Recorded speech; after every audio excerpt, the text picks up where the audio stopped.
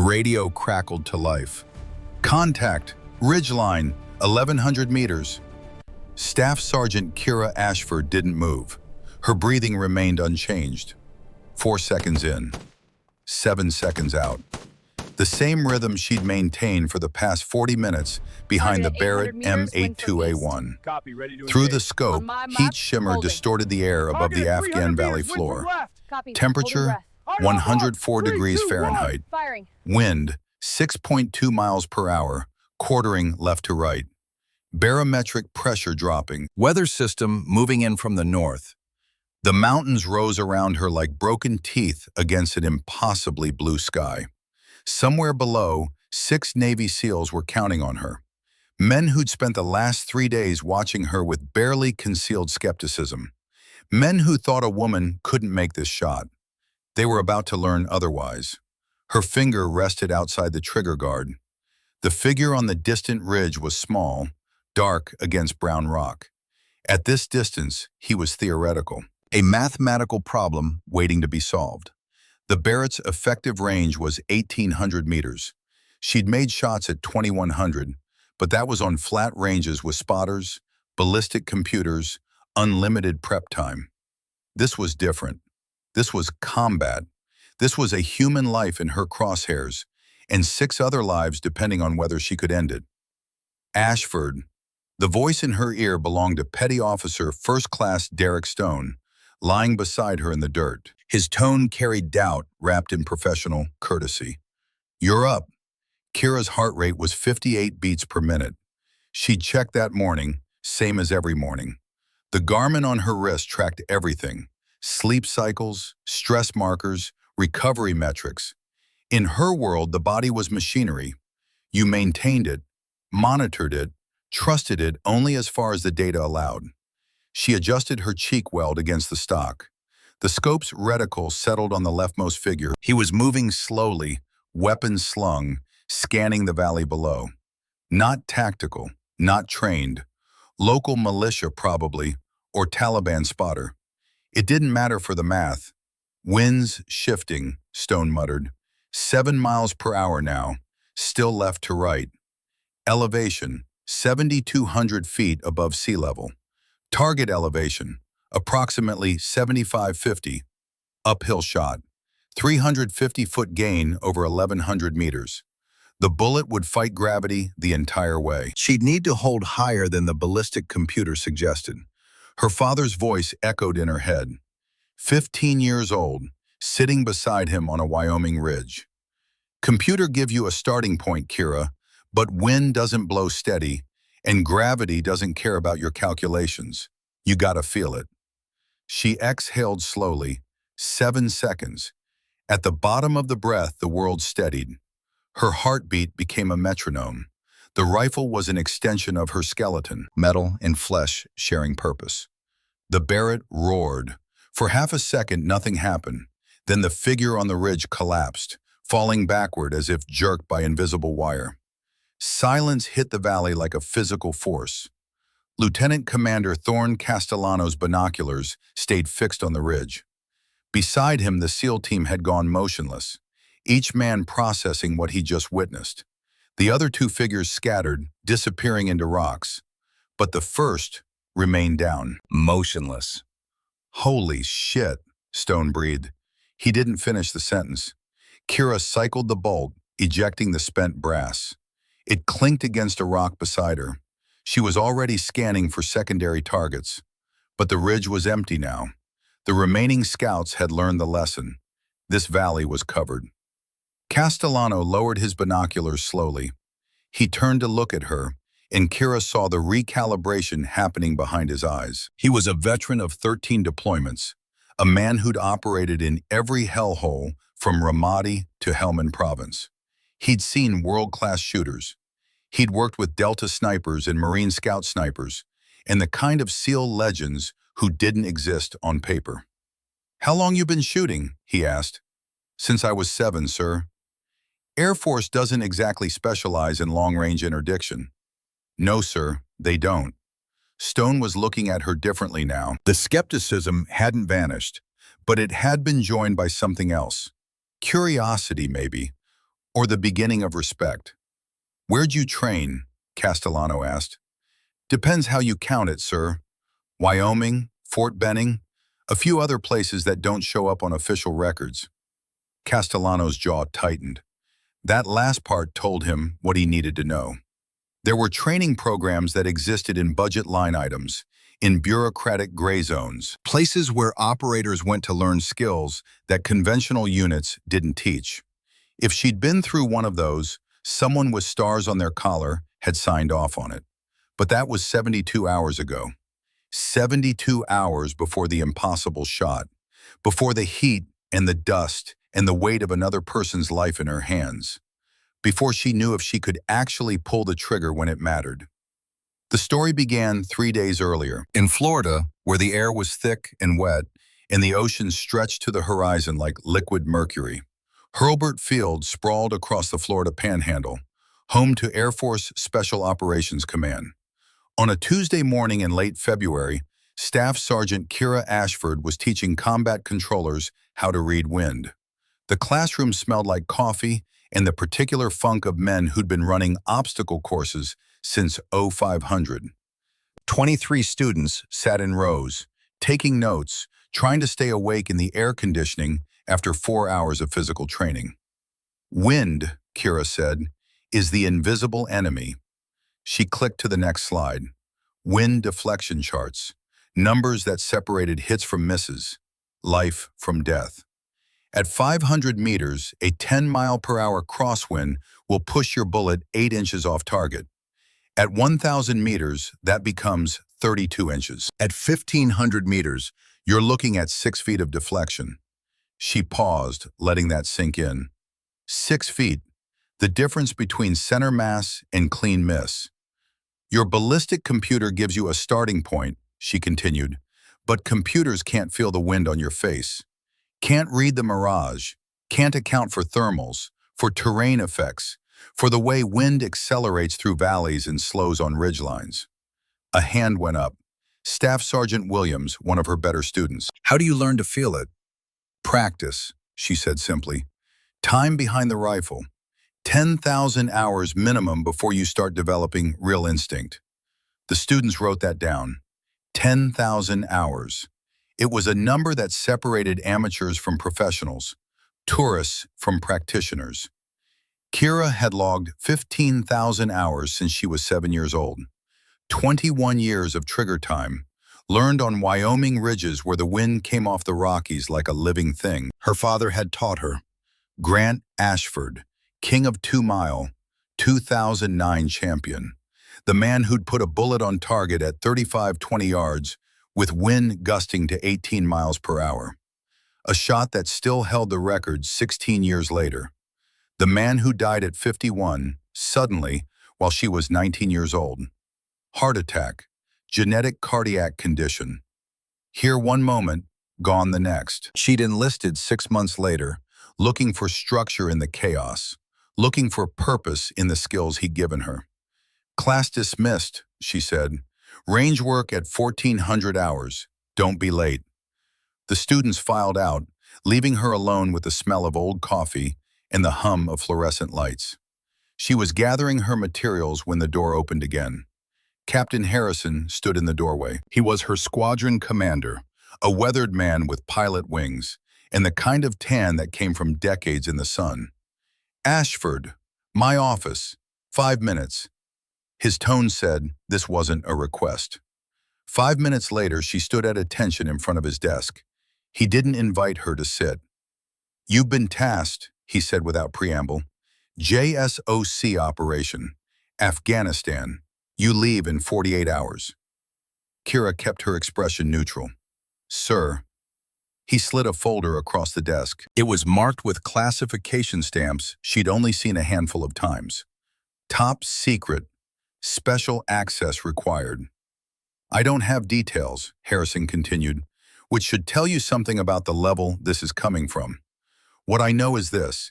Navy SEAL team needs precision fire support. Someone flagged you as an asset.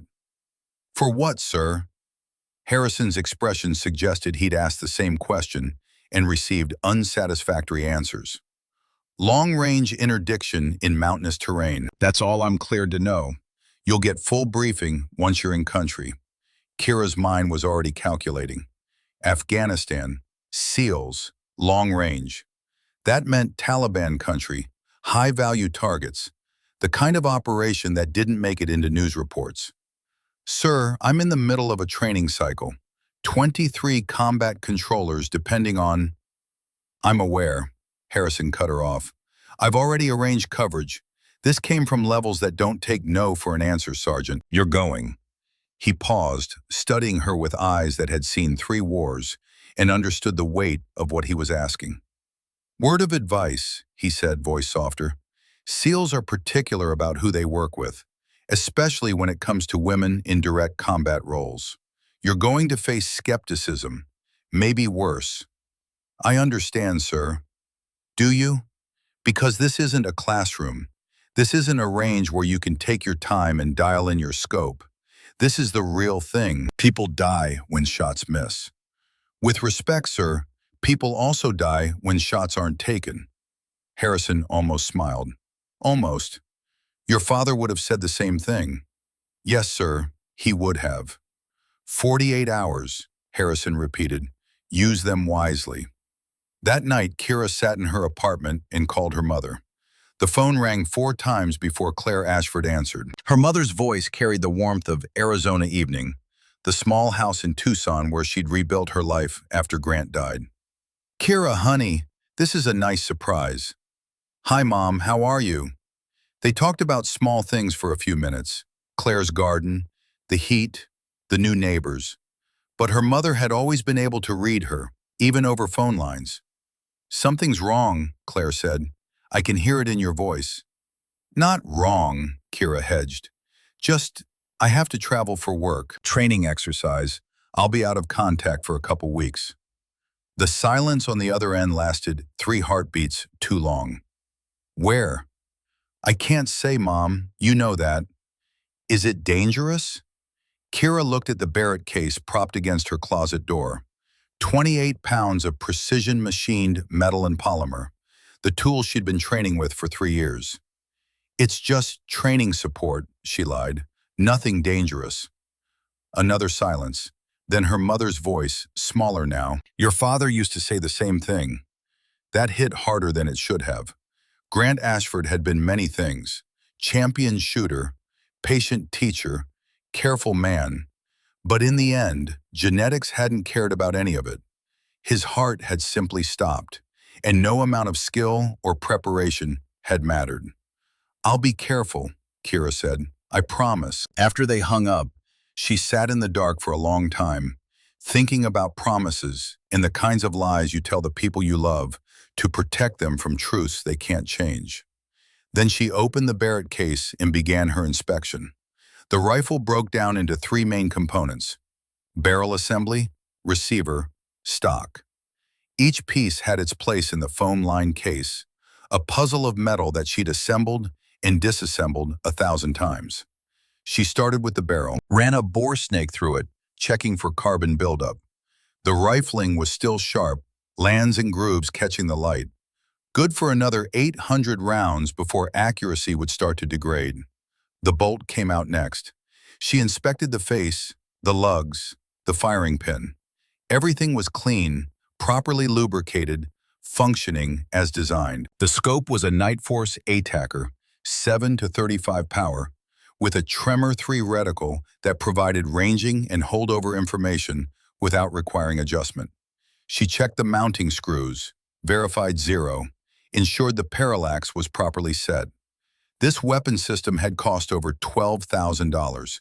It fired 50 caliber BMG rounds that traveled at 2,800 feet per second and retained lethal energy past 2 miles. In the right hands, it could reach out and touch someone at distances where they'd never hear the shot that killed them. Kira had fired 4,247 rounds through this particular rifle. She knew its tendencies, its quirks, knew it liked to shoot half an inch high at 100 yards, knew the trigger broke at exactly 3 pounds 7 ounces, knew the recoil pattern, the way it wanted to push up and to the right if you didn't control it properly. She reassembled it with practiced efficiency, then sat back, looking at the completed weapon. Tomorrow she'd be on a plane to Afghanistan.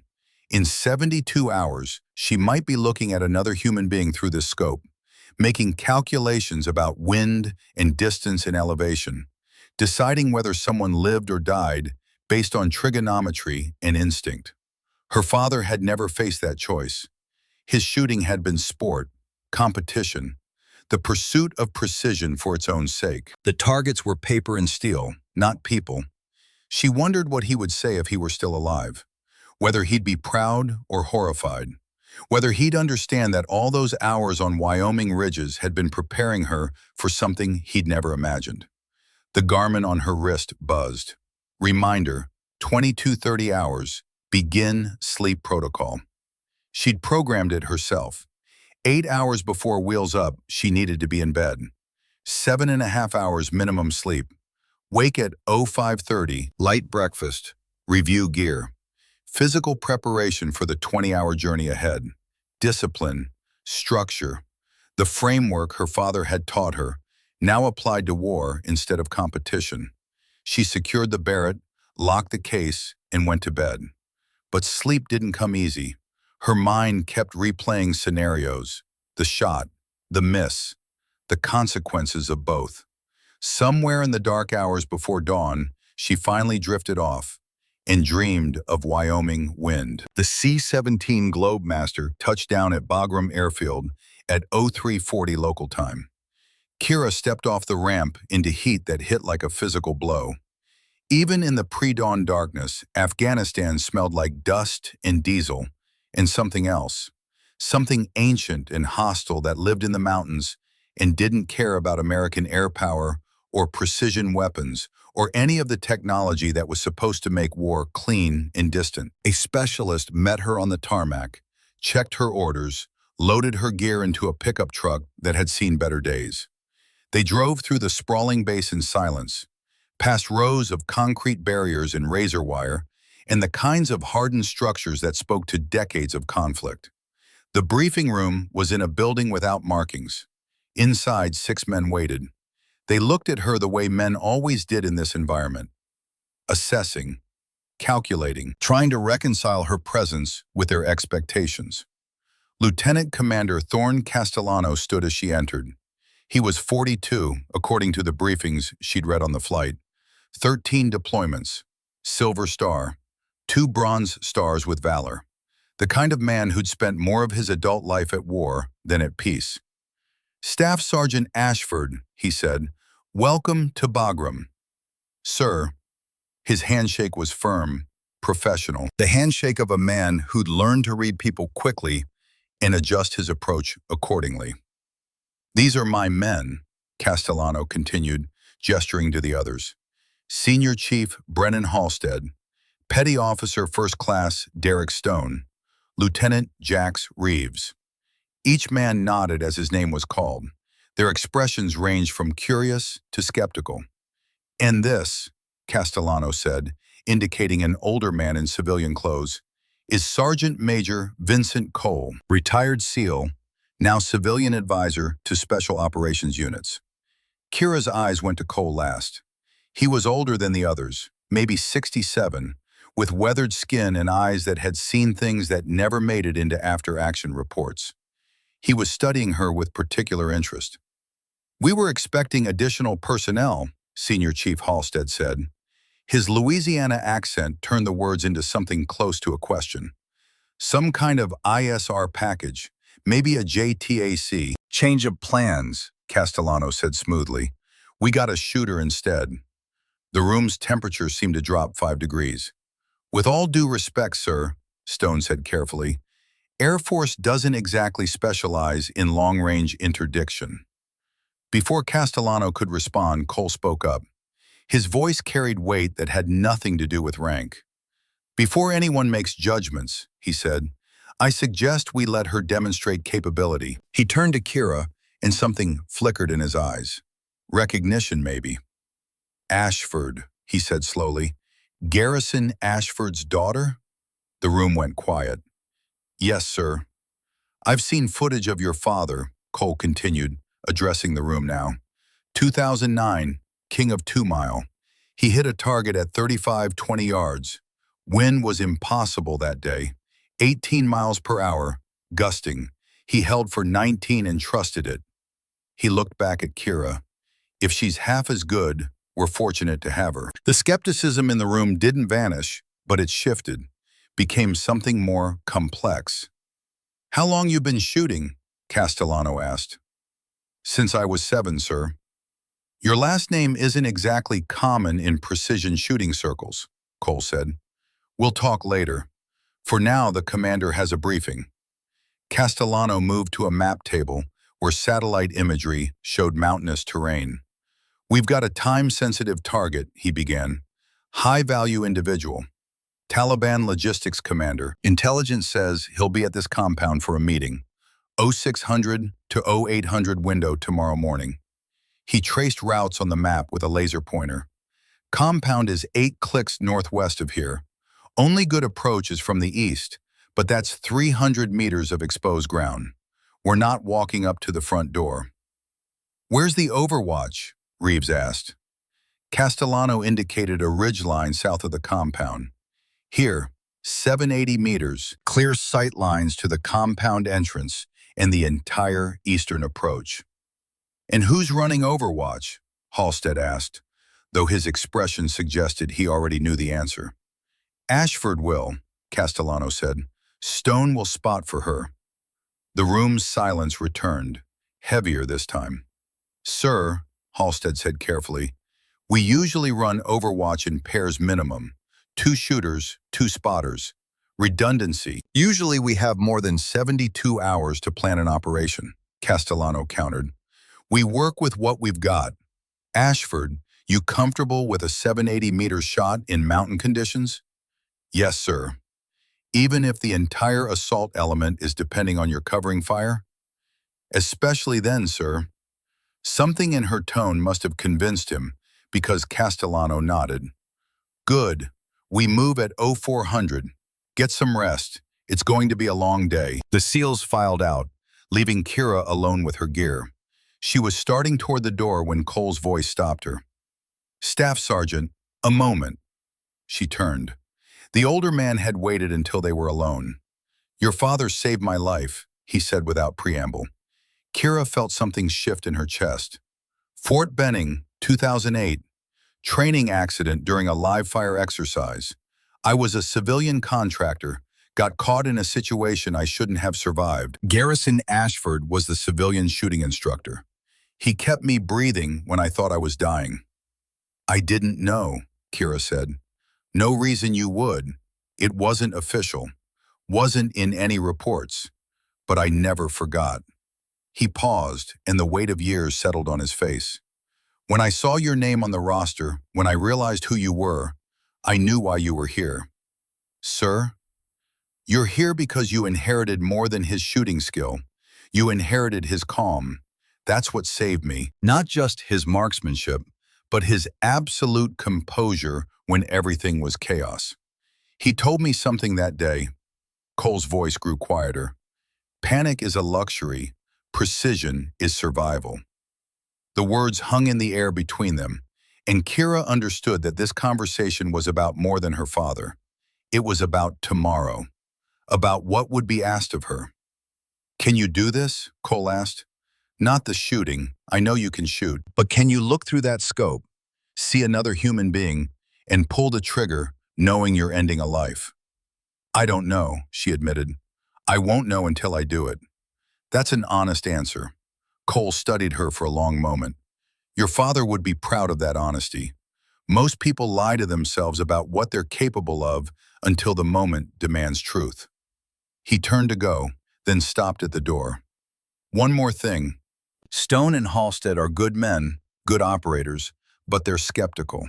You're going to have to prove yourself, not with words, with performance. I understand. Do you? Because they're not going to give you multiple chances. One mistake and you'll be labeled a liability. That's not fair, but it's the reality of this world. Then I won't make mistakes, Kira said. Cole almost smiled. Just like your father, He never made mistakes either, until the day his heart stopped. The words hit like a slap, but Kira understood their intention. Cole wasn't being cruel. He was reminding her that perfection was impossible, that even the best operators failed, that overconfidence killed as surely as incompetence. "I'll remember that, sir. See that you do." After he left, Kira found a corner in the transient barracks and tried to sleep. But her mind kept running scenarios. The shot, the wind, the pressure, the weight of lives depending on her steadiness. At 03:45, her internal clock woke her before the alarm. She sat up slowly, letting her body inventory itself. Shoulders tight but functional. Hydration adequate. Heart rate resting at 54. She drank water anyway, forcing down 20 ounces from her Camelback. Then she began her pre-mission ritual. Gear check. Plate carrier adjusted. Ammunition pouches loaded. Medical kit secured. The Barrett case waiting like a promise and a threat. By 03:55, she was ready. The SEALs emerged from darkness like ghosts, each man going through his own pre-mission ritual. Stone approached with 2 granola bars. "Breakfast," he said, handing her one. "Thanks." They ate in silence. Then Stone spoke again, voice low. "That shot yesterday, wind call was off." Kira looked at him. "I called 7 miles per hour left to right," he continued. "But you held for 8, maybe 9. Why?" "Wind was accelerating. I could feel it." "Feel it?" Stone's skepticism was evident. "My instructor at sniper school said feelings get you killed. Data keeps you alive." "Data is a starting point," Kira replied, "but wind doesn't care about sensors." "Your dad teach you that?" She nodded. "He military?" "No, rancher, but he could shoot." That was understating it dramatically. Her father had been a legend in competitive long-range shooting. Multiple national championships. Range records that stood for years. He taught her to shoot before she could properly hold a rifle, making her understand wind and elevation, and the 1,000 tiny variables that separated good shooters from great ones. He died when she was 19. Heart attack. Sudden and complete. She joined the Air Force 6 months later, looking for purpose in the structure he'd taught her to value. "All right," Castellano's voice cut through the darkness. "Time to move." They exited the compound in 2 elements. The main assault team, Castellano, Halstead, Reeves, and 3 other SEALs, would move through a wadi system to the compound. Kira and Stone would break off, climbing to the overwatch position on the southern ridge. The night was cold now, temperature in the low 50s. Stars burned overhead, impossibly bright in the clear air. Through her night vision, the landscape became a green maze of rocks and shadows. They moved slowly, carefully. This was enemy territory, Taliban country. Every step carried risk. After 40 minutes, Stone tapped her shoulder and pointed left. Their split-off point. Kira followed him away from the main element, climbing northwest toward the ridge. The terrain was steep. Loose screes shifted under her boots. She used her hands for balance, the rifle case strapped across her back. 68 pounds of gear testing every muscle. Stone moved like he'd been born in mountains, confident and quick. She matched his pace, refusing to be the one who slowed them down. Her calves burned, her shoulders ached, but she'd trained for this. 10-mile rucks with 80 pounds, hill sprints until her legs felt like rubber, all of it preparation for moments exactly like this. They reached the ridge as false dawn began graying the eastern sky. Stone immediately began scanning with his spotting scope, checking angles and sight lines. Kira set down the rifle case and began assembling the Barrett. Her hands moved through the sequence automatically. Barrel assembly locked to receiver, stock attached and secured, scope mounted and zeroed. The rifle weighed 28 pounds unloaded. She loaded 5 rounds into the magazine, chambered one, set the safety. "Good position," Stone said quietly. "Clear view of the entire compound. Range is 780 meters to main entrance. Wind's calm right now, but that'll change when the sun comes up." Through the scope, The compound resolved into sharp detail. Two buildings inside walls, courtyard in the center, main gate facing south. No visible guards yet, but dawn was still 20 minutes away. Overwatch set, Stone radioed. We have eyes on target. Copy, Castellano's voice came back. We're 15 minutes from position. Stand by. The sky continued brightening, gold and orange washing across brown earth. Beautiful and deadly in equal measure. Kira watched the compound, learning its rhythms. A door opened in the eastern building.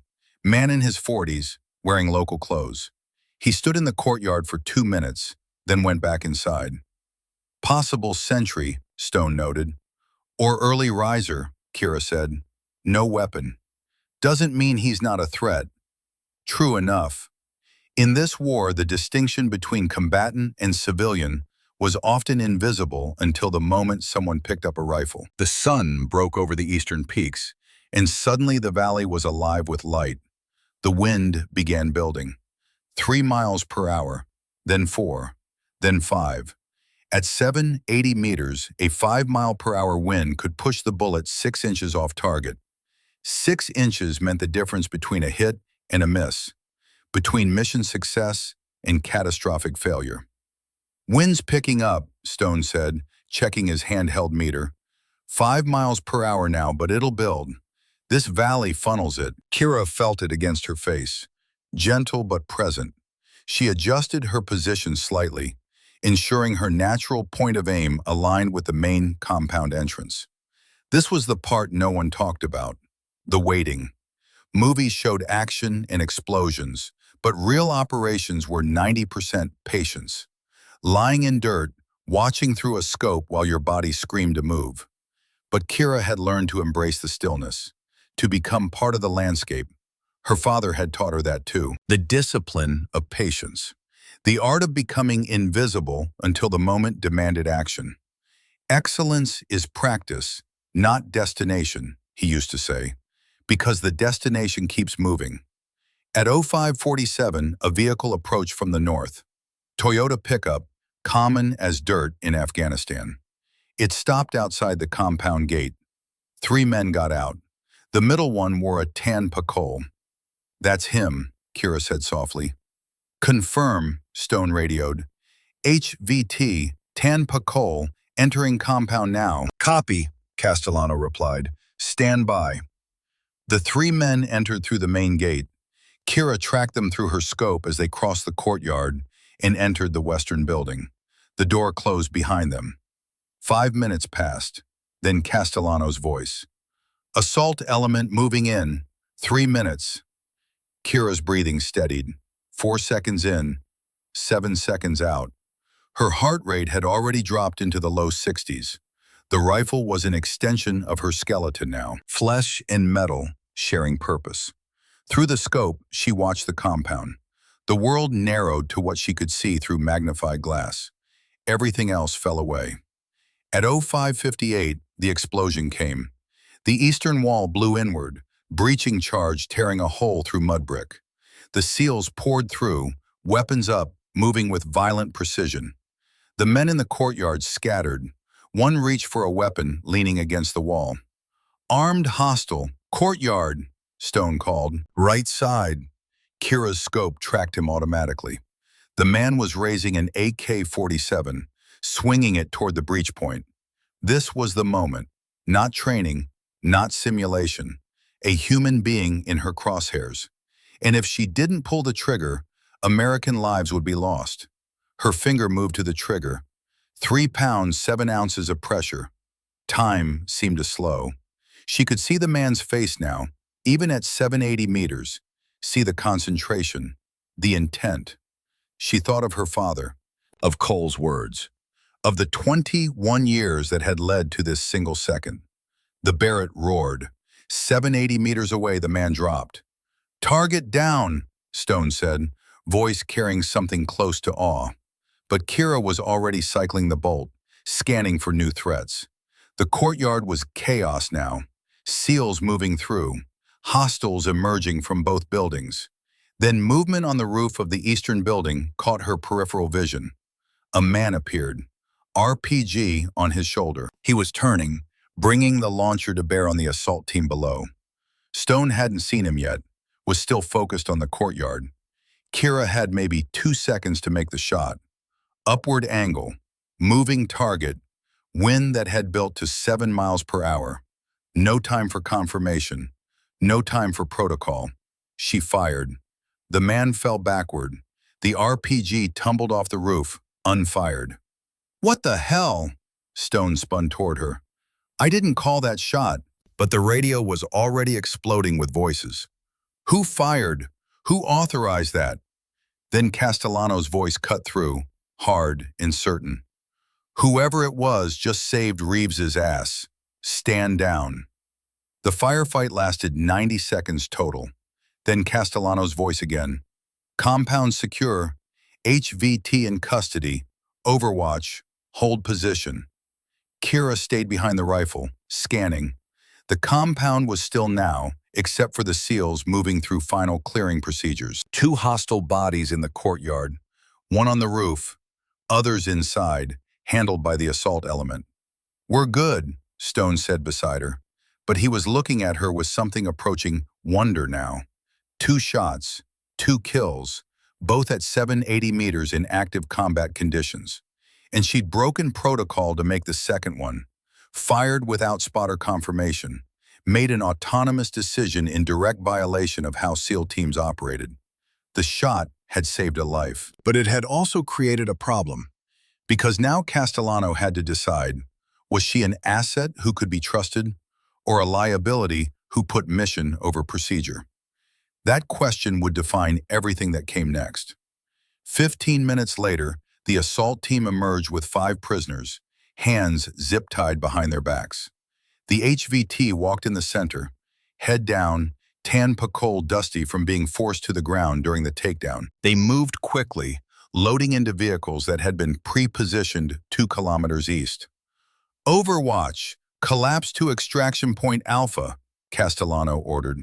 Kira broke down the Barrett, hands moving through the disassembly sequence with mechanical precision. Barrel removed, receiver separated, stock detached, each piece back in its foam cutout. But her mind was elsewhere, replaying the rooftop shot, the decision to fire without confirmation, the weight of that choice. Stone hadn't spoken since the firefight ended. He moved efficiently, packing his spotting scope and range-finding equipment, but she could feel his reassessment happening in the silence between them. They moved down from the ridge, covering ground quickly now that stealth wasn't required. The extraction point was 2 kilometers southeast, a flat area where helicopters could land without taking fire from surrounding ridges. The team arrived within minutes of each other. Kira and Stone were last, emerging from a draw to find the SEALs in defensive perimeter, prisoners secured in the center. Castellano approached as she set down her gear. His expression was unreadable. "Nice shooting," he said. "Thank you, sir. That rooftop target," he paused, studying her. "They said you fired before Stone called it." "I saw the RPG, sir. Most shooters need confirmation before engaging." "Most shooters aren't responsible for keeping your team alive, sir." The words came out sharper than she'd intended. Not quite insubordinate, but close enough that Halstead, standing nearby, raised an eyebrow. Castellano studied her for a long moment. Then he nodded, slowly. "Fair point." The helicopter appeared 10 minutes later, 2 MH-47 Chinooks, flying low and fast. They landed in clouds of dust, ramps dropping immediately. The team loaded quickly. Prisoners first, then gear, then personnel. Kira was last on, finding a seat along the webbing. The engines roared and the helicopter lifted, banking hard south toward Bagram. Through the open ramp, she watched Afghanistan fall away. Brown mountains, green valleys, endless hostile terrain.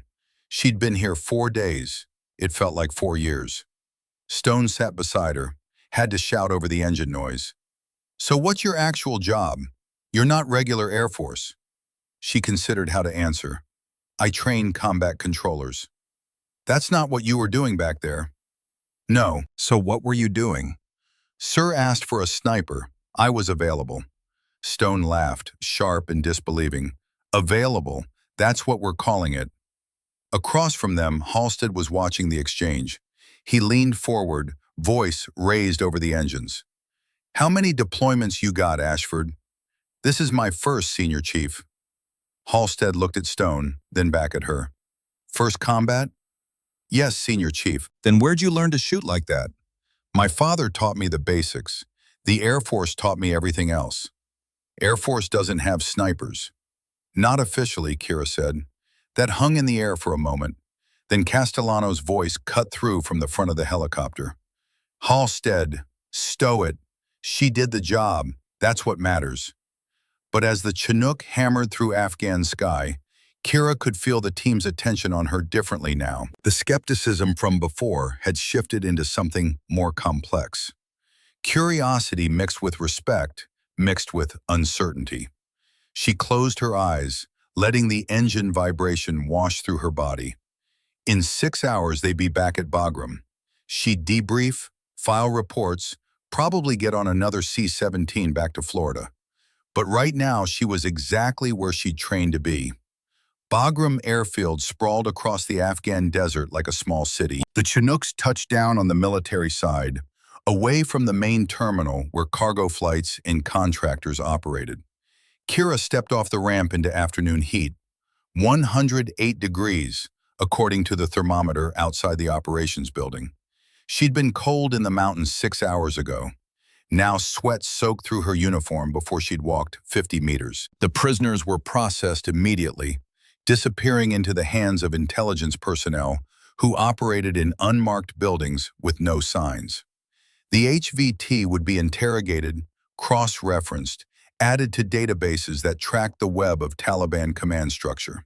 Castellano's team gathered in a briefing room that smelled like stale coffee and air conditioning struggling against impossible odds. Maps on walls, tactical imagery, the detritus of endless operations. Good work today, Castellano said, addressing the team. Clean operation, no friendly casualties, HVT in custody. That's how it's supposed to go. The SEALs nodded, but Kira could see the exhaustion settling over them. These men had been running operations for months, the kind of sustained tempo that ground people down, regardless of how tough they were. Debrief in 30 minutes, Castellano continued. Then you've got 72 hours downtime. Use it. The team dispersed. Kira started toward the door, but Castellano caught her attention. Ashford, hold back. She waited as the room emptied. When they were alone, Castellano pulled 2 bottles of water from a mini fridge and handed her one. She drank half immediately. I made some calls while we were flying back, he said. Tried to get information about who you actually are. Kira said nothing. Your CO at Hurlburt says you're an instructor. Exemplary record. Nothing unusual. But when I pushed higher, started asking about your training pipeline, suddenly everyone got vague. I'm not sure what you want me to say, sir.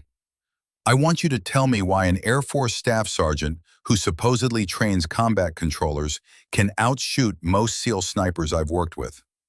Some people have aptitude, sir. I'm good at shooting.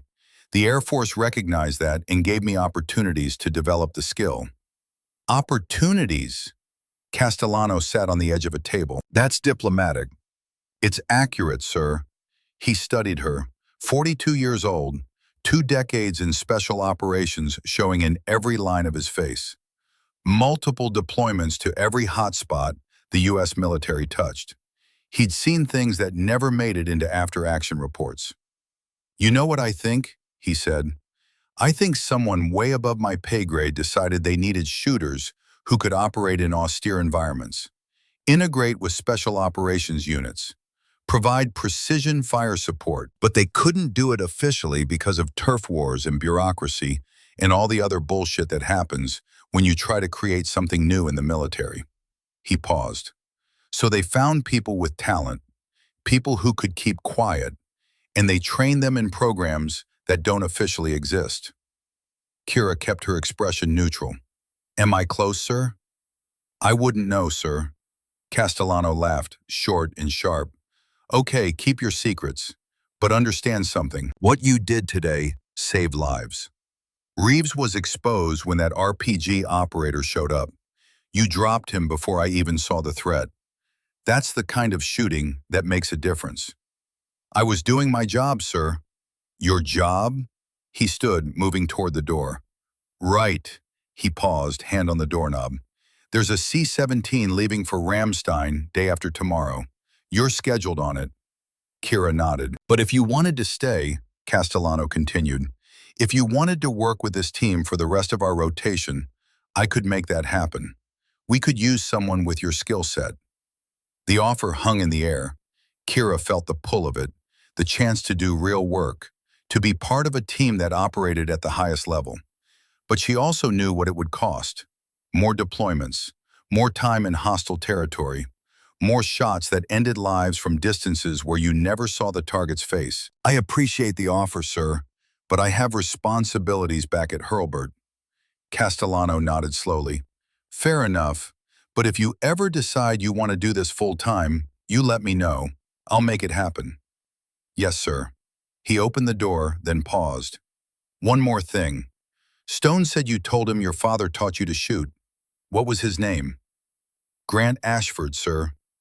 Castellano's eyebrows rose. The Grant Ashford, King of 2 Mile 2009? Yes, sir. I saw footage of that. He hit a target at 20 yards. Wind was impossible that day. 12 miles per hour, gusting to 18. He held for 19 and trusted it, Kira said. Castellano's expression softened slightly. I'm sorry, when? 9 years ago, 2016, I was 19. You've been carrying that forward, his legacy. She hadn't thought of it that way exactly, but the description fit. I suppose so, sir. Well, he'd be proud. What you did today, that was world-class shooting. After Castellano left, Kira sat alone in the briefing room, letting herself feel the exhaustion. Her body ached in a dozen places. Her mind was still processing the morning's events with clinical detachment. 2 men dead by her hand. She tried to feel something about that. Guilt, regret, satisfaction. But there was only the same calm certainty she'd felt when pulling the trigger. They were threats. She eliminated them. Geometry and ballistics rendered into consequence. Was that normal? She didn't know. The shooting instructors never talked about the psychological weight. They taught windage and elevation and breathing control. They didn't prepare you for the moment when you realized killing was just another technical problem to solve. Her phone buzzed. A text from her roommate back at Hurlburt Field. Hope deployment is going well. We miss you at morning PT. Kira smiled slightly. Morning PT, the controlled chaos of combat controller candidates running obstacle courses, complaining about the heat, bonding over shared suffering. It felt like another world, impossibly distant from Afghan ridges and compounds full of armed hostiles. She texted back, home soon. Save me a spot in the morning run. The debrief lasted 2 hours. Intelligence officers asked detailed questions about the compound layout, prisoner behavior, anything that might feed into larger pattern analysis. They were particularly interested in the rooftop shooter. You engaged before the assault element called for fire support, an intelligence captain said. Her name tape read, Morrison, no relation to the SEAL. What made you decide to engage proactively? He had an RPG and was preparing to fire on friendly forces, Kira said. Waiting for confirmation would have cost time we didn't have. What was your confidence level on the shot? High. Range was established, wind was steady, target was stationary for approximately 1.8 seconds. Most snipers require longer to make that shot. I'm not most snipers. The words landed differently than she'd intended, came across as arrogant when she meant it as simple fact. The captain's expression tightened, but Castellano, sitting to one side, intervened. Staff Sergeant Ashford demonstrated exceptional judgment under pressure. Her engagement likely prevented casualties to the assault element. I'm recommending her for commendation. The intelligence officers made notes, asked a few more questions, then dismissed everyone. As Kira left the building, Stone caught up with her. "Hey, some of us are getting food at the DFAC. You hungry?" She was, actually. Hadn't eaten since the granola bar before dawn. "Sure." The dining facility was crowded. Soldiers, contractors, support personnel, all grabbing meals between shifts. Kira followed Stone through the line, loading her tray with protein and vegetables. They found seats at a table where Halstead and two other SEALs were already eating. "The sniper graces us with her presence," Halstead said, but there was humor in it now, not the edge from before. Kira sat, began eating methodically. Her body needed fuel. Calories were currency. "So what's it like?" one of the other SEALs asked. Petty Officer Second Class James Park, being the only woman in a SEAL operation. "I wouldn't know," Kira said. "I'm not a SEAL. I just provided overwatch." "Come on, you know what I mean." She did, but the question annoyed her anyway. Not because Park was being malicious, but because it reduced her to a demographic rather than a capability. "It's like being any other operator," she said carefully. "You do your job, you support the team, you don't become a liability. But you must get pushback, guys who don't think women should be in combat roles. Sometimes less than you'd think." That was mostly true. The military was changing, slowly. Women had been in combat roles officially since 2013, though in practice they'd been in combat much longer, just in roles that weren't formally recognized. Kira had learned early that the best response to skepticism was competence. Let the work speak. "That shot this morning," Halstead said, changing the subject, "the rooftop target. How'd you calculate that so fast?" "I didn't, not consciously. It's pattern recognition at that point. You see the angle, the distance, the wind, and your brain does the math without thinking about it."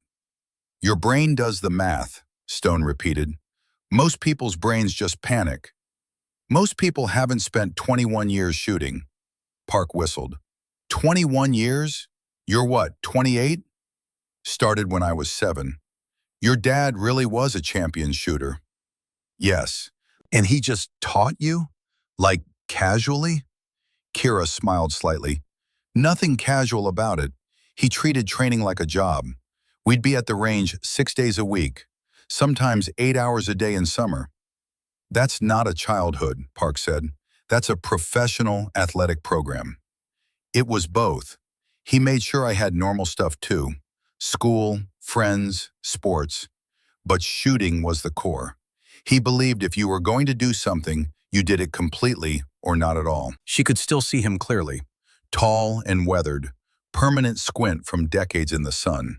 He'd been patient and demanding in equal measure, never accepting less than her best, but never pushing beyond what she could give. "What happened to him?" Halstead asked. "Heart attack. He was 51. Doctors said it was genetic. Nothing he could have prevented." "That's rough. I'm sorry." "Thank you." She paused. "But he gave me something permanent. The skill." "Yeah," Stone said, "but also the discipline. The understanding that mastery is earned through repetition, not reached through talent alone." Kira looked at him, surprised he'd articulated it so clearly. "That's what I see when you shoot," Stone continued. "It's not just technical skill, it's a mindset." The conversation drifted to other topics: football scores from home, rumors about troop rotations, the endless military gossip that filled downtime. Kira listened more than she talked, learning the team's dynamics. These men had deployed together for 6 months. They knew each other's rhythms, habits, strengths, weaknesses. She was an outsider, temporarily useful, but not part of the core unit. That was fine. She'd learned long ago that belonging wasn't required. Respect was enough. After dinner, she returned to her assigned quarters, a small room in the transient barracks. Spartan, functional, metal cot, wall locker, shared bathroom down the hall. She'd stayed in worse. She cleaned her weapon first, breaking down the Barrett completely. Carbon buildup on the bolt face, dust in the trigger assembly. She cleaned each component methodically, using the kit she'd carried through every deployment and training exercise. The rifle was a tool, but it was also a connection.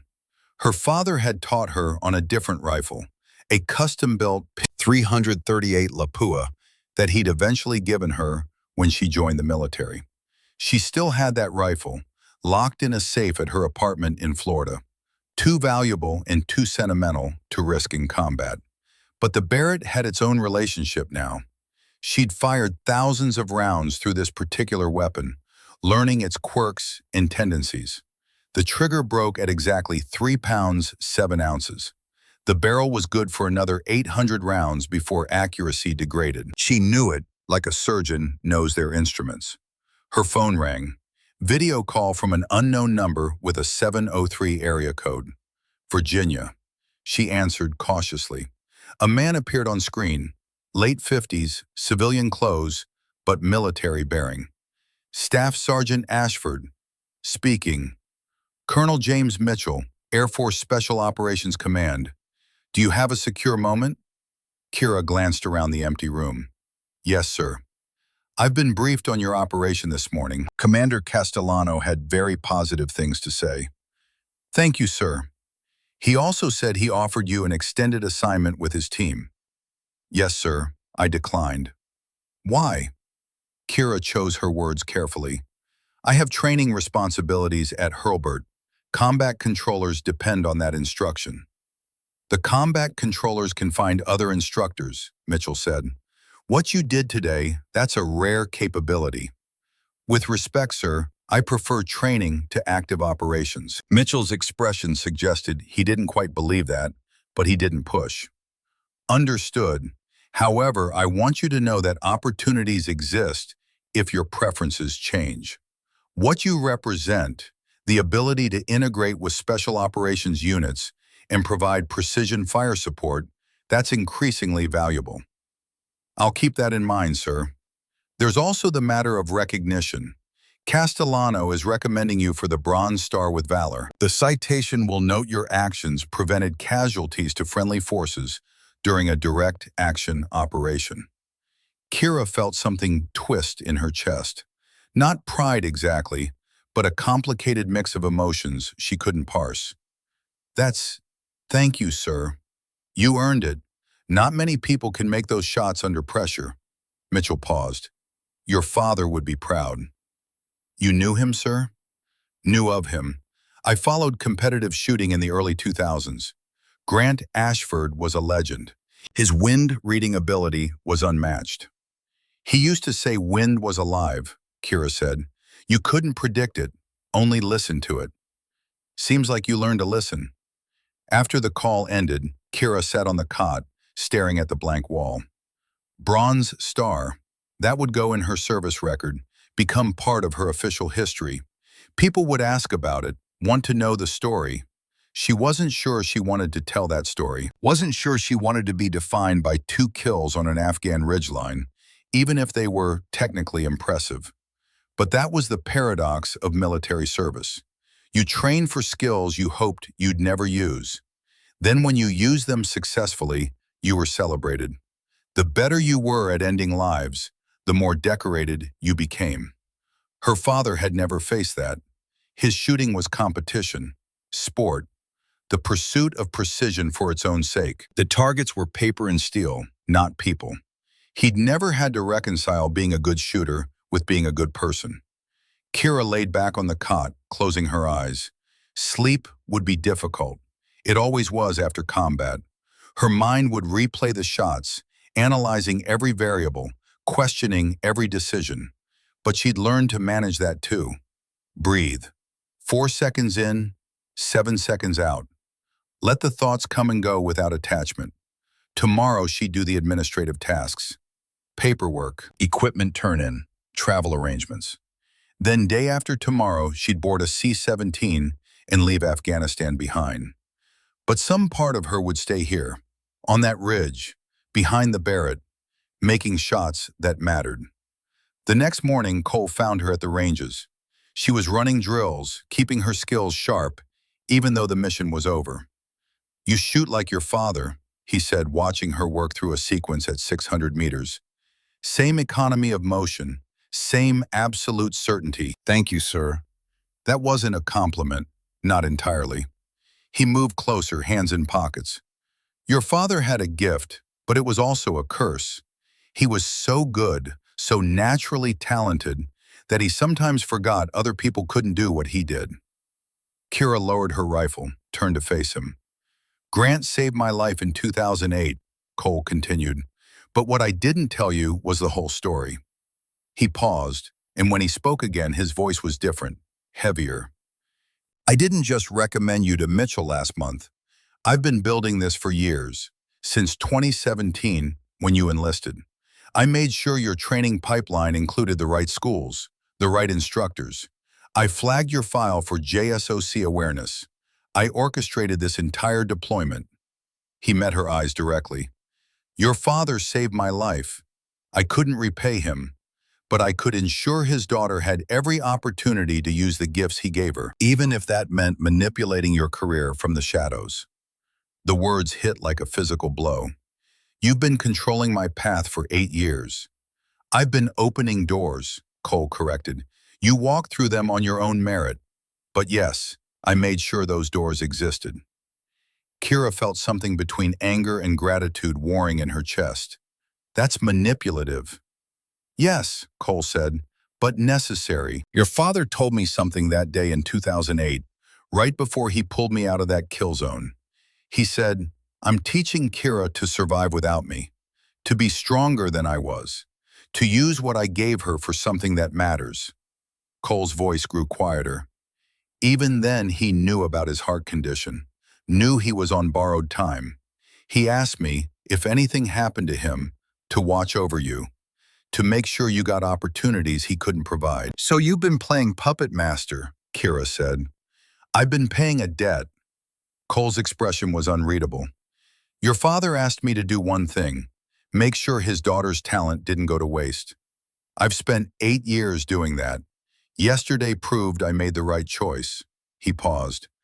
But I also told you something else, about talent without discipline being luck waiting to run out.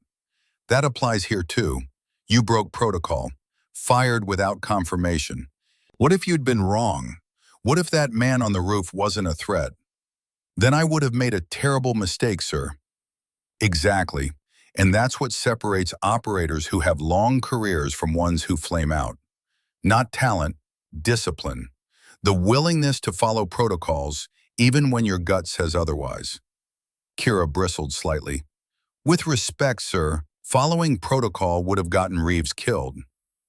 Maybe, or maybe Stone would have seen the threat 2 seconds later, and you could have made a coordinated engagement. You'll never know because you decided to act alone. The criticism stung because it was valid. She had broken protocol, had made an autonomous decision in a team environment. The fact that it worked didn't erase the risk. What should I have done differently? She asked. I don't know, Cole admitted. That's the hell of it. In the moment, you made the best call you could with the information you had. But you need to understand that trust is currency in this community, and you spent some of that currency yesterday. How do I earn it back? You already started, by accepting the criticism instead of defending the decision. Your father struggled with that. He was so certain of his abilities that he had trouble seeing his blind spots. Cole turned to leave, then stopped. Mitchell is going to offer you something, a program that doesn't officially exist yet. Think carefully before you answer, because once you're in, there's no going back to being just an instructor. After Cole left, Kira stood at the firing line, looking downrange at targets that would never shoot back. She thought about her father, about the last conversation they'd had before he died. She'd been home from college for summer break. They'd gone to the range together, like always. He'd seemed tired that day, moving slower than usual. She'd asked if he was okay, and he'd said yes. Just getting old.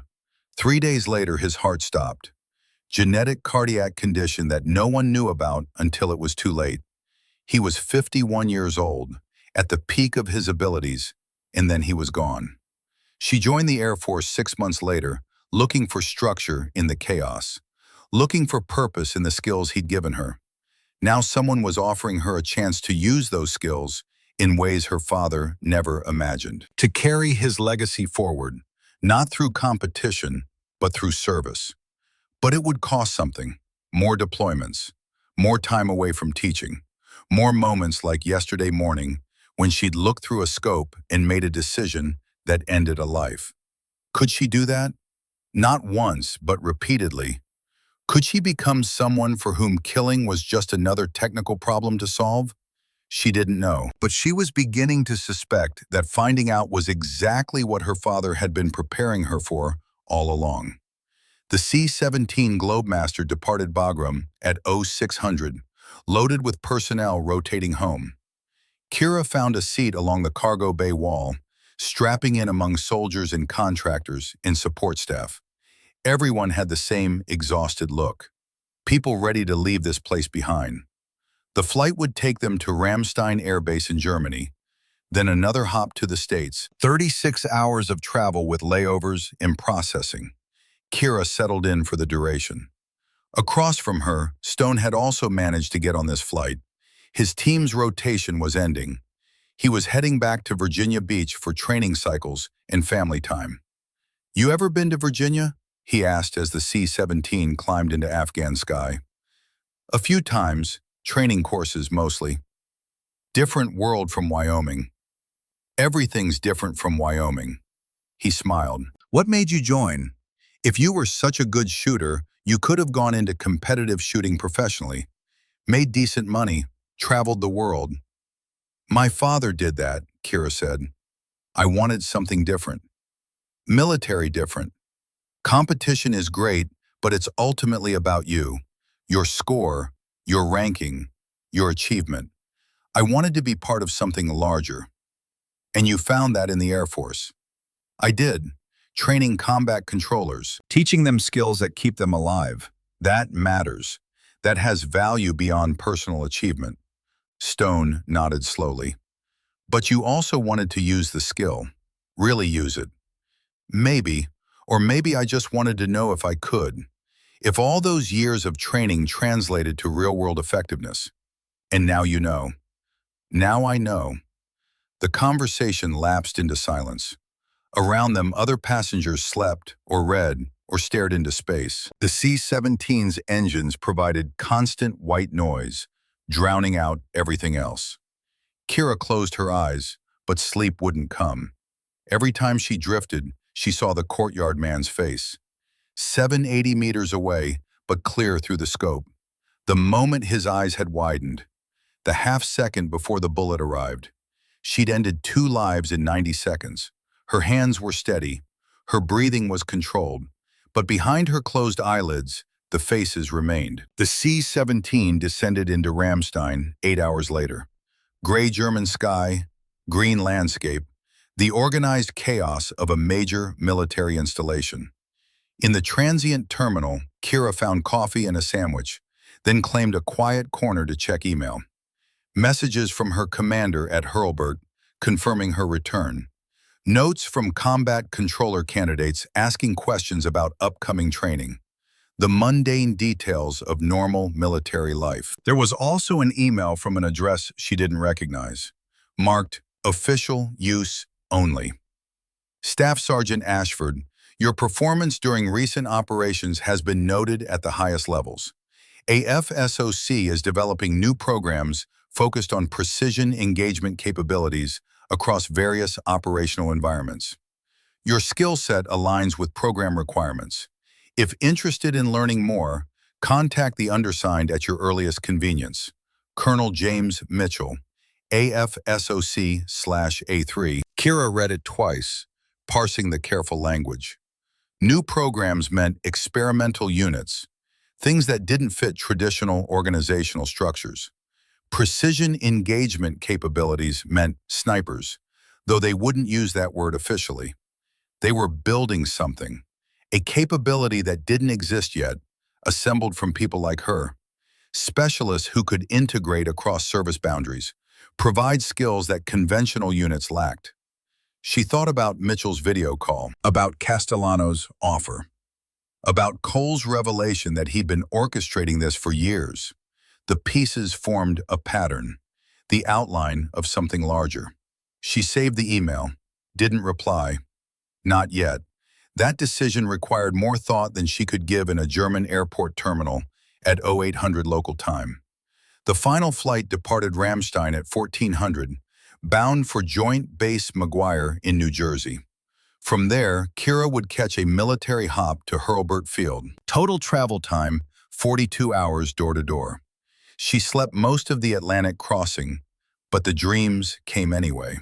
The courtyard, the rooftop, the sound of the Barrett firing, the silence that followed. When she woke, the sun was setting over the American East Coast, painting clouds gold and red. Home, sort of. Joint Base McGuire was massive, runways stretching forever, aircraft of every type lined up in rows. The C-17 taxied to the military terminal, where passengers disembarked into humid New Jersey evening. Kira processed through customs, collected her gear, then found the scheduling office for rotator flights. Next, Hurlburt-bound flight, tomorrow morning, 0600. She checked into the on-base hotel, a serviceable room that smelled like industrial cleaner, dropped her gear, showered for the first time in 72 hours, then collapsed on the bed. Her phone showed missed calls, 3 from her mother, 2 from her commander. She called her mother first. "Kira." Her mother's voice was warm, worried. "I've been trying to reach you." "Sorry, Mom, I was traveling." "From where?" "Afghanistan. Short deployment, just a few days." "Afghanistan?" Her mother's tone flattened. "You told me you were a trainer. You said you weren't in combat." "I'm mostly a trainer. This was a special circumstance." "Special circumstance." That's what your father used to say when he was about to do something dangerous. Kira closed her eyes. Her mother had never fully supported the military career, had wanted her daughter to pursue safer paths. College, maybe graduate school, something that didn't involve war zones. "I'm fine, Mom, not a scratch on me." "This time. What about next time?" "There may not be a next time. But there could be. They could send you again, couldn't they?" "Technically, yes." Her mother sighed, a sound carrying years of worry. I already lost your father. I don't want to lose you too." "You won't. I'm careful. I'm good at what I do." "So was he. And then genetics took him in 3 minutes." That hung between them. The randomness of death. The impossibility of guarantees.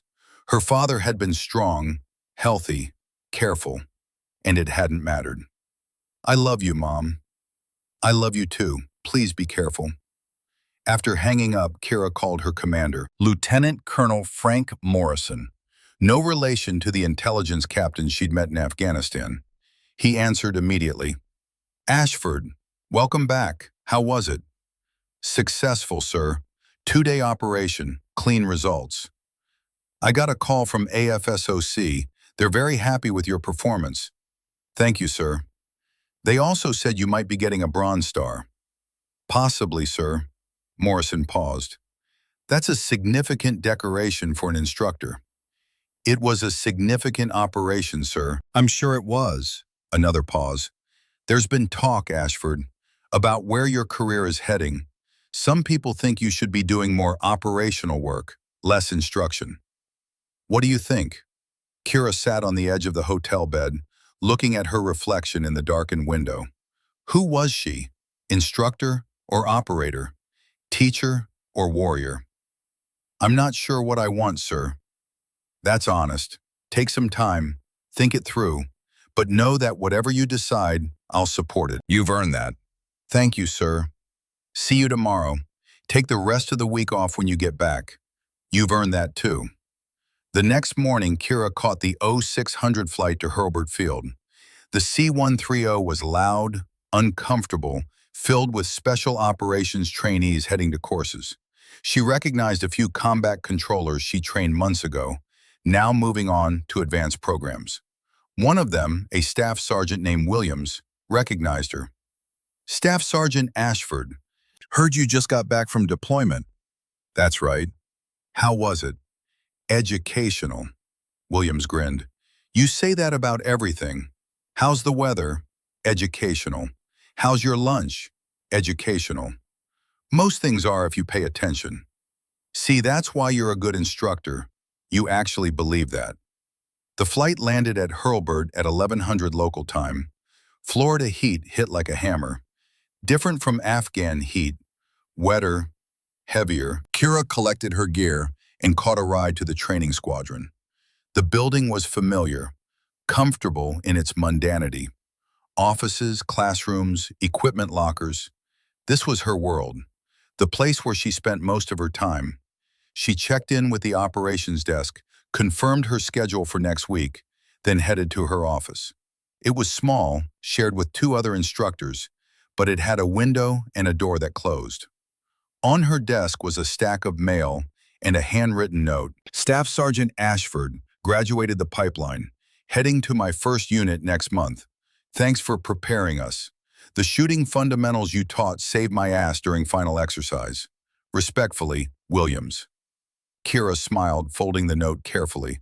This was why she did it, not for decorations or recognition, but for moments like this. Students who learned, who survived, who passed knowledge forward. But she also thought about the ridge in Afghanistan, the clarity of purpose, the immediate impact. 2 shots that prevented casualties, that protected friendly forces. That mattered in ways that classroom instruction never could. Both had value, but they required different sacrifices, different commitments. Her phone buzzed. Text from Stone. Made it home. Team's grateful for your work. If you're ever in Virginia Beach, first beer's on me. She replied, appreciate it. Stay safe. Another text came through. This one from Halstead. That rooftop shot had Reeves dead to rights. You saved his life. We don't forget things like that. Kira stared at the message for a long moment. This was the hidden cost of operational work. The relationships formed under fire. The bonds created when people trusted you with their lives. She typed back, just doing my job, glad I could help. But it was more than a job, and she knew it. It was the moment when everything she'd learned, everything her father had taught her, everything the Air Force had refined, all of it crystallized into action that mattered. 3 weeks later, Kira was back in rhythm. Morning PT with the combat controller candidates. Classroom instruction on ballistics, wind reading, range estimation. Afternoon sessions on the shooting range, working with students one-on-one. It was good work, important work, but Afghanistan haunted the edges of her thoughts. One evening, she drove out to a private range 40 miles from base. The owner was a retired Marine sniper who let her use the facility after hours. She set up at the 1,000-meter line, pulling her father's old .338 Lapua from its case. The rifle was a work of art, custom stock, match-grade barrel, Night Force scope. Her father had built it himself, tuning each component until it shot like a precision instrument. She settled behind it, building her shooting position the way he'd taught her. Rock-solid foundation, natural point of aim, relaxed but controlled. The evening wind was tricky, gusting, swirling, unpredictable. She watched the mirage through the scope, learning its patterns, felt the air against her face, listened. The target was a 12-inch steel plate, barely visible at this distance. She adjusted for elevation, held for wind, controlled her breathing. At the bottom of the exhale, she fired. 2 seconds later, the distant clang of steel. She cycled the bolt. Fired again. Another hit. 5 rounds. 5 hits at 1,000 meters in difficult wind. No spotter, no computer, just her and the rifle, and 21 years of practice. But as she packed the rifle away, her hands started shaking. Not from cold, not from exertion, from memory. The courtyard man's face. 780 meters away, but she'd seen his eyes widen when he realized. The half-second before the bullet arrived. The way he'd fallen. The rooftop man she'd never seen clearly. Just a shadow with an RPG. She'd ended him based on geometry and threat assessment. Didn't even know if he had a family. Didn't know his name. Didn't know anything except that he was a problem to be solved. Kira sat down hard on the shooting bench. The rifle case slipped from her hands. Is this what it meant? To carry her father's legacy not through sport, but through killing. Grant Ashford had never taken a life. His precision had been pure, mathematical, beautiful. Hers was stained. Her phone buzzed. Mitchell's email about the briefing. The PIS program. More missions, more shots, more faces she'd see for half a second before they fell. Could she do this? Not once, but repeatedly, for years? The wind picked up across the range. She closed her eyes, listening. 42 hertz, if she believed her father's ghost wind theory. Her mother's voice frequency. What would Emily Ashford say? The woman who died of cancer when Kira was 7, who'd never wanted her daughter anywhere near violence. Kira's hands steadied. Her mother had fought cancer for 2 years. Fought knowing she'd lose. Fought anyway because her daughter needed to see what strength looked like. Grant had taught precision. Emily had taught courage. Afghanistan had taught her she needed both. Kira picked up the rifle case, stood, walked to her truck.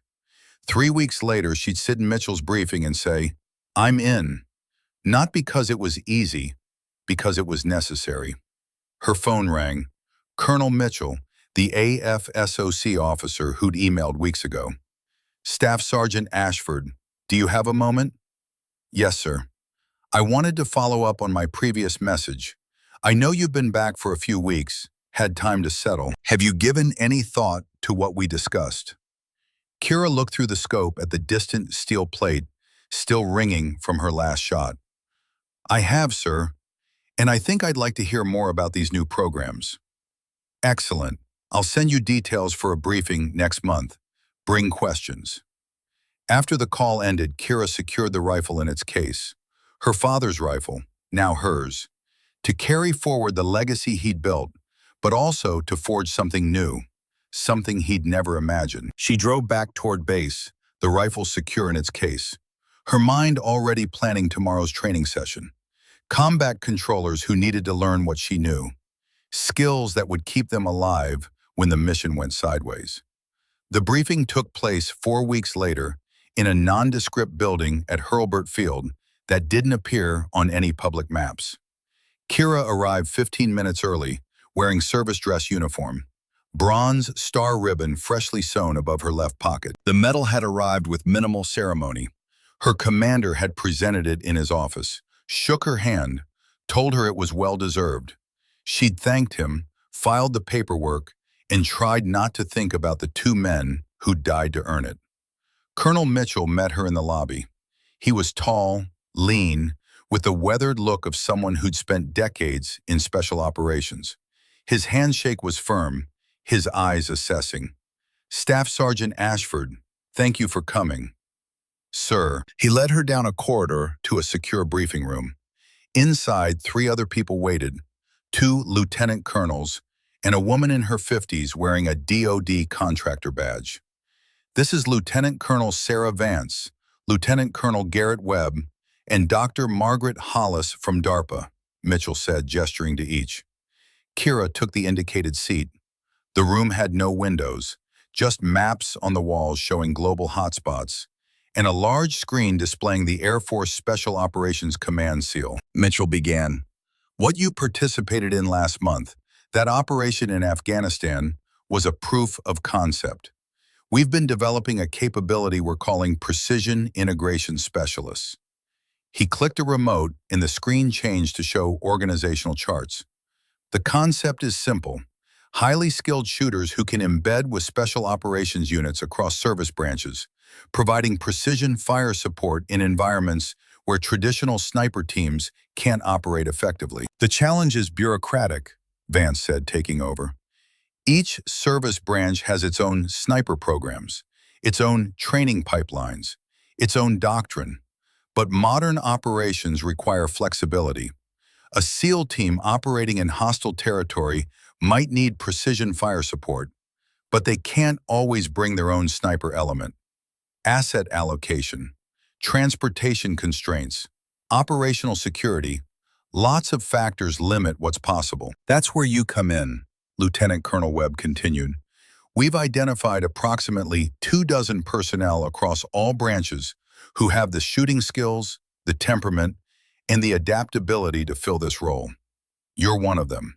Your background, growing up in competitive shooting, extensive training, ability to integrate quickly with an unfamiliar team makes you ideal. What exactly would this role entail? Kira asked. Dr. Hollis spoke for the first time, her voice carrying academic precision. You'd remain in your current position as an instructor, but you'd be on call for specific operations. When a mission requires precision engagement capabilities and traditional assets aren't available, you'd be deployed. Could be SEAL teams, could be Army Special Forces, could be CIA paramilitary. You'd integrate, execute the mission, return to your regular duties. How often? Hard to say, Mitchell admitted. Could be once a year, could be 6 times. Depends on operational tempo and mission requirements. Webb leaned forward. There's also a training component. We want you to develop curriculum for other potential precision integration specialists. Document your methodology. Create standardized training programs. Your work with combat controllers shows you know how to teach, not just perform. Kira processed this. It was a hybrid role, something that didn't fit traditional military categories. Not full-time operator, not full-time instructor, but something in between. What's the command structure, she asked. Who would I report to during deployments? The operational commander, Mitchell said, just like you did with Commander Castellano. You'd be attached to their unit, under their authority for the duration of the mission. But for administrative purposes, you'd still belong to your home unit. And if there's a conflict? If my commander at the training squadron needs me while I'm deployed? The operational mission takes priority. We'd work that out in advance. Ensure your regular duties are covered. Vance added, this program has support at the highest levels. Joint Chiefs are aware. Service secretaries have signed off. This isn't some experimental project that might disappear. This is a permanent capability we're building. Kira sat back considering. The opportunity was significant. A chance to do operational work without giving up her teaching role. But it also meant living in 2 worlds simultaneously, never fully belonging to either. And it meant more moments like Afghanistan, more faces in the scope, more lives ended. Can I ask a question? She said. Of course, Mitchell replied. Why me specifically? There are shooters with more deployments, more experience, higher profiles. Mitchell smiled slightly. Because you made 2 shots that most snipers couldn't make, in a high-pressure combat situation, on your first deployment. Because you integrated seamlessly with a SEAL team despite having 0 prior experience working with them. Because your commander described you as unnervingly calm under fire. Those aren't common traits. Dr. Hollis added, we've also analyzed your training outcomes. Combat controllers who go through your shooting program have significantly lower failure rates in follow-on training and higher performance scores in operational assessments. You don't just shoot well, you transfer knowledge effectively. That's rare. So what do you need from me today? Kira asked. Your commitment, Mitchell said. If you agree to this, we'll begin the formal process. Additional training, clearances, integration exercises with various special operations units. Your life will get more complicated, but also more impactful. Kira thought about the Ridge in Afghanistan, the clarity of purpose, the immediate consequences. She thought about her students at Hurlburt, the steady work of preparing others for challenges they'd face. She thought about her father, who'd spent decades perfecting a skill just for the love of it. She thought about the 2 men who died because she was good at what she did. And she thought about Reeves, alive because of those same shots. I'm in, she said. Mitchell nodded, satisfied. Good. We'll start paperwork immediately. First integration exercise is in 2 months. Army Special Forces, cold weather training in Alaska. You'll embed with an ODA team. Work on long-range mountain shooting. Alaska in winter? Webb said with a slight smile. Hope you packed warm clothes. Kira thought of Wyoming winters. Temperatures 20 below, wind that cut through every layer. I'll manage, sir. The briefing continued for another hour, covering logistics, administrative details, training schedules. By the end, Kira had a folder full of documents and a head full of new information. As she stood to leave, Dr. Hollis approached. Can I ask you something personal? Of course. Do you ever doubt? Wonder if you should be doing something else? Kira considered the question honestly. Every day, usually at night, when I replay the shots. Hollis looked surprised at the candor. What keeps you going? The knowledge that if I don't do it, someone less prepared might have to, and they might not bring everyone home. Hollis smiled, but it was sad. That's the answer of someone who understands the cost. I think you're going to do well in this program, but I also think you should talk to someone about what you saw, what you did. I'm fine. That's what everyone says, until they're not. Outside the briefing room, Kira found Cole waiting by the exit. She'd half expected this. You were there, she said, in the building the whole time. I wanted to see if you'd go through with it. He studied her with those weathered eyes. Still angry about the manipulation? Kira considered the question honestly. No, sir. You gave me opportunities I wouldn't have had otherwise. My father saved your life. You paid that forward. That's not manipulation. That's loyalty. Your father would have said the same thing. Cole extended his hand. Welcome to the program, Staff Sergeant. She shook it, feeling something settle. Thank you, sir, for everything. Don't thank me yet. Alaska is going to make Afghanistan look easy. She smiled. I'll manage. Driving back to her apartment that evening, Kira called her mother. How are you?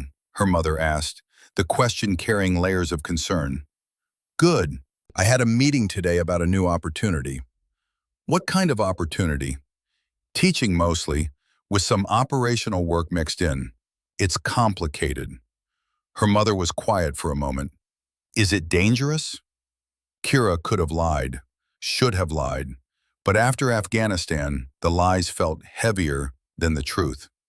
Sometimes, but I'm good at it, Mom. Really good. I know you are. Her mother's voice cracked slightly. There's something I never told you. About your father. Kira's chest tightened. 3 months before he died, he went to the doctor. They found the genetic marker. Gave him maybe 5 years if he was lucky.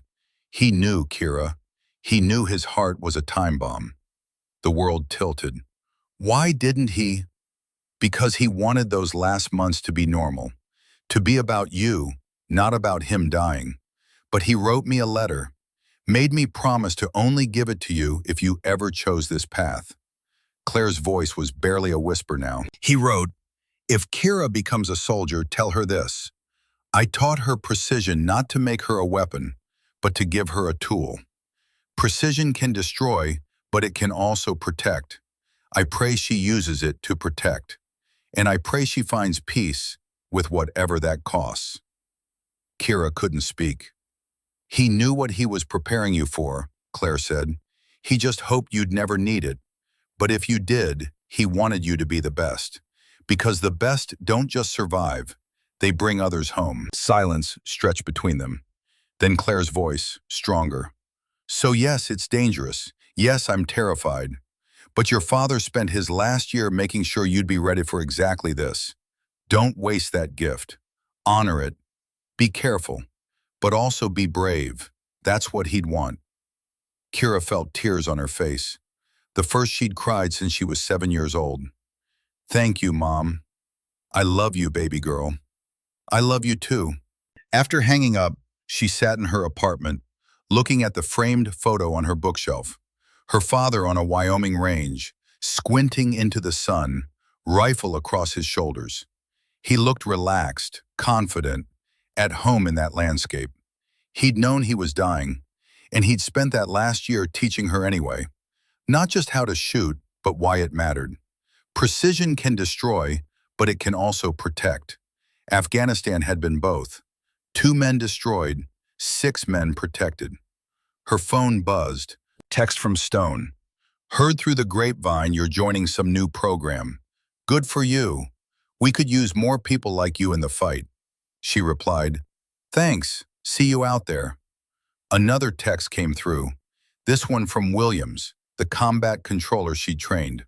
Staff Sergeant Ashford, just got orders for my first deployment, Afghanistan.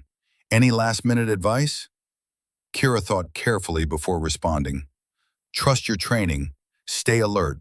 Take care of your team. Remember, the rifle is a tool. How you use it defines who you are. Roger that. Thanks for everything. Kira set down her phone and walked to her closet, where her father's rifle case rested on the top shelf. She pulled it down, opened it, ran her fingers along the cold metal of the barrel. This rifle had won championships, set records, passed from father to daughter as both tool and legacy. Now it would help her train the next generation, each one carrying forward not just the technical skills, but the understanding that came with them. Precision can destroy, but it can also protect. She would teach them both, and she would help them find peace with the cost. Kira closed the rifle case and returned it to the shelf. Tomorrow she'd be back in a classroom, teaching fundamentals to combat controllers. Next month, she'd be in Alaska with Army Special Forces in sub-zero conditions. She didn't know exactly where this path would lead, but she knew one thing with absolute certainty. She was ready for it. Not because it would be easy, not because she'd mastered the moral weight of taking lives, but because her father had given her the tools. Her mother had given her the courage, and Afghanistan had shown her that sometimes the hardest choices were the most necessary ones. In the darkness, her phone glowed with a final message. Email from Mitchell. Subject line, Alaska ODA. Assignment, report, February 15th, Fort Wainwright. She opened it. Mission parameters, weather forecasts, equipment lists, and at the bottom, a single line from Cole. Your father made a 35 20-yard shot in 18-mile-per-hour wind. Alaska will demand more. Are you ready? Kira looked at the photo of her father one more time. Then she typed one word. Yes. Outside her window, Florida night was humid and still. Nothing like Wyoming. Nothing like Afghanistan. But the rifle on the shelf was the same. The skills in her hands were the same. The purpose her father had given her was the same. Tomorrow, she'd teach combat controllers about wind. Next month, Alaska would test everything she knew. Next year, missions she couldn't imagine. But tonight, for the first time since she'd pulled that trigger on an Afghan ridge, Kira Ashford slept without dreaming. Because she'd made her choice, not her father's choice. Not Cole's manipulation, not the military's need, hers. Ready.